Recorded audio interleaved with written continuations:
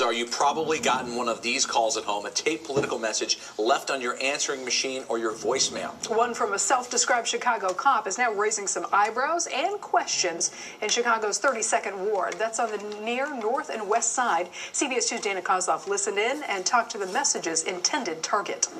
This is Police Officer James Moriarty of Chicago Police Department. That's how the so-called robo-message begins, with a man identifying himself as an officer expressing concern about crime in Chicago's 32nd Ward.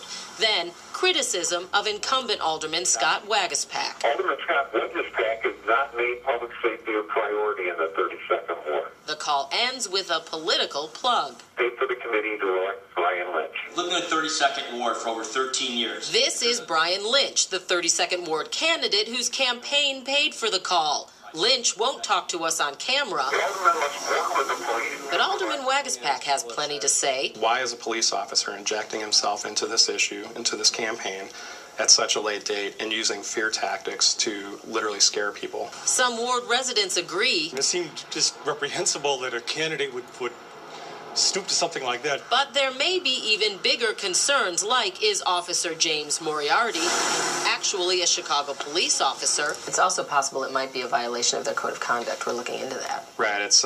I think it's a Rule 42 violation if he is in fact a police officer. That police board rule states officers may not participate in any partisan political campaign or activity. I think it's a serious issue, and I think we're going to look into it with the police department.